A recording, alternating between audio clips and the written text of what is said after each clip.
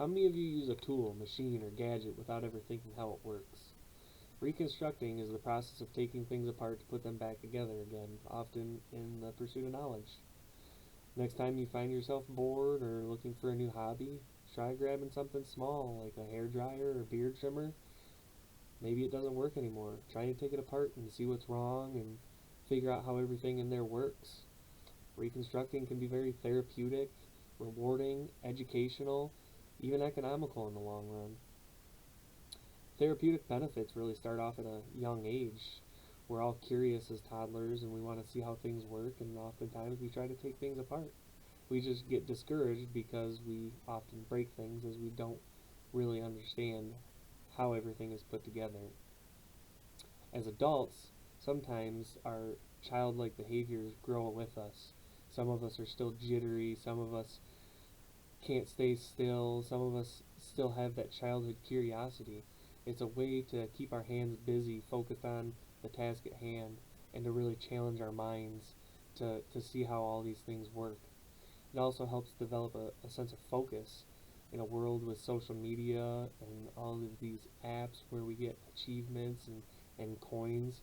You really focus your mind on what you're dealing with, because one wrong move and it could be broke worse, or you could be out something relatively expensive. The next thing would be the rewarding feeling you get. The first time you disassemble something without breaking it is pretty rewarding, knowing that you could take it apart. I remember taking an iPod apart when I was in high school. I didn't break anything, but I wasn't able to fix it. I didn't have the parts or the knowledge to really go any further. It still felt good though. Then after that, the first time you can reassemble something without breaking anything, it's one thing to take things apart, but to put them back together properly, often you use photographs to remember how they go back together, or maybe some of us have a photographic memory. On top of that, actually fixing something in the process is a whole nother level of reward. I remember a laptop that was purchased for me to go to school. It was about a $2,000 laptop. The backlight had went out on it, and I decided to fix it myself, as I still was somewhat broke. So I found a cheap backlight. I took the laptop apart successfully. I put the backlight in, put it back together, and the laptop worked great for years. I still have it.